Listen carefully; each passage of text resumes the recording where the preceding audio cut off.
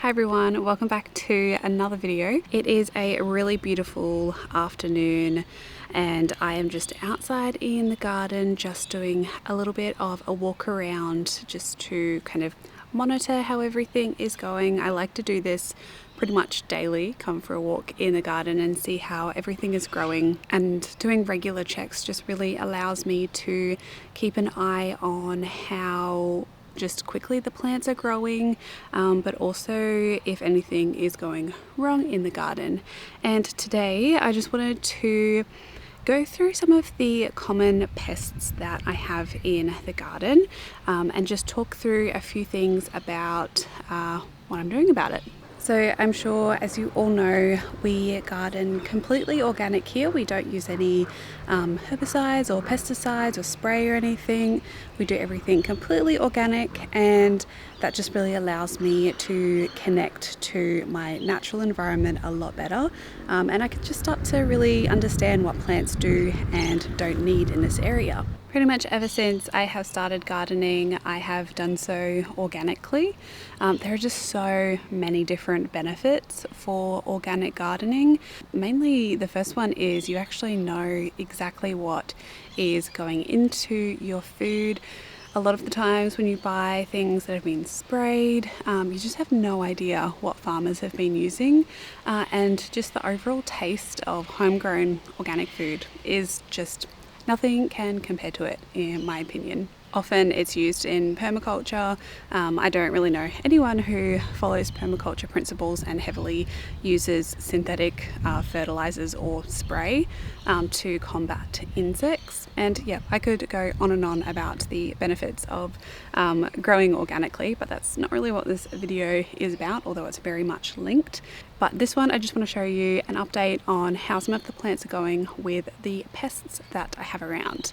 The first one, I'm actually sitting right next to something that is completely riddled with aphids, is the main one that I am struggling with, and I'll show you what this poor zucchini looks like behind me. Okay, so there's definitely a few problems with this plant.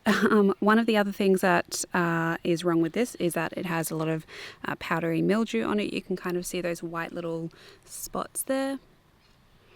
That is mildew just from bad temperatures, really cool temperatures and humid. But the main thing is you can see all of these little, I don't know, speckly things, sticky stuff. You can kind of see it all clumping up there. It's all over the leaves.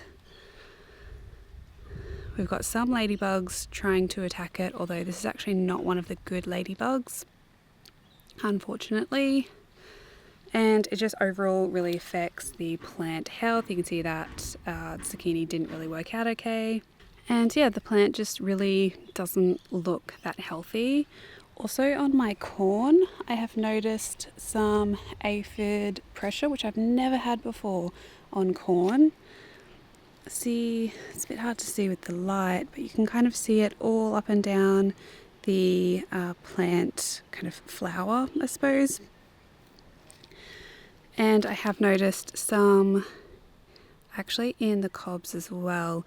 A lot of the times if you see ants crawling on your plants, in your veggies, they're actually farming the aphids. Aphids have a really sticky substance and a sweet smell, and it can be spread around by ant colonies. So it's kind of cool that nature does this, but also like I'd rather not. You can really heavily see it on that one there. So for aphids, it's a little contentious, but I'm actually not doing anything to this garden, and I'll tell you why that is. Basically, this is the first time that I'm growing vegetables in this area, and it's the first time it's really ever had vegetables grown in it. So this year it's really about learning what bug pressure I have around me, so that I can prevent that in the future. One of the main things that will actually prevent aphids is just having a really good diversity in your garden. Another thing, what I have done, I've actually just let that really sad zucchini go, and all of the aphids are actually just being attracted to that plant apart from the few on the corn. But I have another zucchini plant. It's still not doing fantastic, but that's due to other problems. It was just, I think it had a little bit too much nitrogen. Often when you just leave a plant alone that has really heavy aphid pressure, you're going to take a lot of pressure off your other plants. So it's a really great organic way to minimize aphids. And that's just what I'm going to do in this garden. I don't absolutely need the zucchini to survive. I would love fresh golden zucchini, but I have a chance with the other one, and this one I'm just going to let all of the aphids be attracted to that. And then learn from my mistakes and just keep building up the diversity in this garden to hopefully have less next time I plant in here, but we'll see how it goes. Another thing you can do for aphids, you can manually remove them, you can spray them with water. There's multiple other different homemade sprays that you can make. A little bit too far gone, that plant, but that's okay. Thankfully, a lot of the aphids are just attracted to that area, which is really interesting because it's actually the one bed that I didn't apply a really heavy layer of mushroom compost on it. Often when you have really healthy soil, your plants are going to be healthy, and if you have healthy plants, they're less likely to be really affected by bug pressure. So it really does often come down to the fact that having healthy soil is really going to be beneficial for your garden, and is something that I really need to evidently work on in that space. The other main pest that I have observed lately, which a lot of other people are right now, I can see some actually flying around behind me, and that is the cabbage moth butterfly, or the white cabbage moth butterfly. Cute little butterflies that look beautiful flying around the garden, but they can cause absolute damage to your brassica plants. So if you are noticing kind of little holes, and usually the one thing you want to look out for is little dark pellets in your brassicas. So these are things like your broccoli, cauliflower, kohlrabi, rocket even.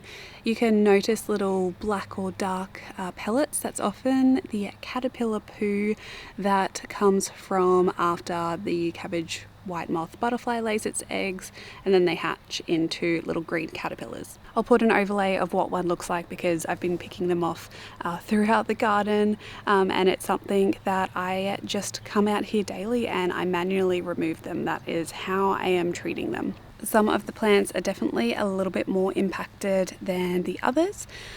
But another thing that you can do to just combat bugs in an organic garden is just plant a little bit more than you really need, or a little bit more than you can physically eat. I have quite a few kale plants around, and while I love kale, I'm not too sure Scott is a massive fan. So I have a few plants around which are getting a little bit eaten. In my mind, that's no worries because we're probably not going to eat it all anyway. And again, I can have a few plants left over that can be just a little bit of a sink for some of those cabbage butterflies and the grubs to have their fair share, and then I can eat the rest.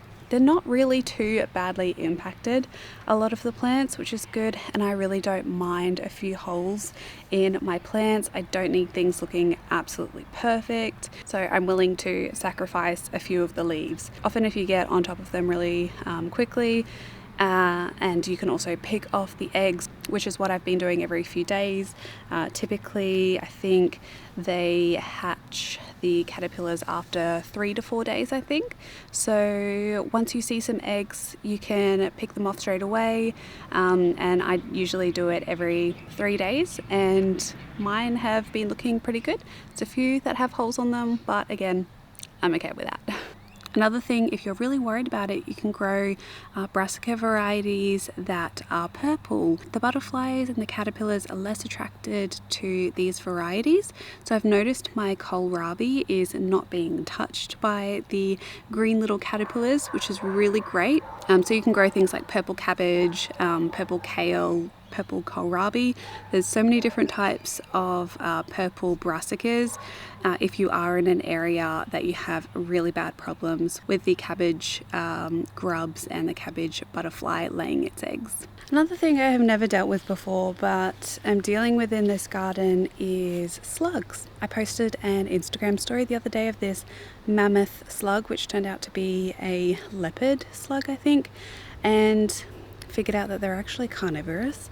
They eat kind of decaying animal matter, although I think they can eat plant matter as well, so maybe they're not fully carnivorous. That would be terrifying. But yeah, I have had a few slugs around with this wet weather, but thankfully they haven't really destroyed a lot of the plants, and that is because I haven't yet got it on camera and I'm not sure I'll be able to, but we have a resident bandicoot that runs around at night, and bandicoots actually eat grubs and slugs in the soil. So obviously I'm not saying go out and get a bandicoot, because often they're endangered and you just can't really make native animals come into your garden, but you can encourage wildlife and other animals to come into your garden. Obviously, if you're in more of a city location, you don't want to be attracting things like rats and mice and things like that, but there are certain things that you can do to encourage native wildlife. So even things like birds, having bird feeders around, having bird baths, creating little piles of sticks is really great for smaller animals to rummage around. Often increasing habitat for one animal is going to increase it for a lot of others as well, or overall increase the biodiversity. It's because other animals eat other animals, they attract different animals, and nature is biodiverse. We have so many animals living together in the wild, in natural areas where there is a balance between taking and giving. And that's what I want to create in my garden as well. So I'm really thankful that I have my resident bandicoot around that can eat all of the slugs. And if I would have cleared a lot of the dead wood and debris down the back of the property, probably wouldn't have the bandicoot around. So I'm going to leave that for it and forgo the whole kind of like pretty formal nature of gardening to increase more biodiversity into my little patch here. While the bandicoot does help me quite a lot, I am also trying to deter slugs. Deterring slugs is a good idea if you have seen them around, and what I'm doing is using some eggshells just to put around plants where I've seen kind of some slime from the slugs and a little bit of slug pressure. But coffee grounds is also another idea to help deter slugs, and there are a lot of other organic ways as well. So this video was just a little bit of an insight into some of the pests that I'm dealing with in this garden.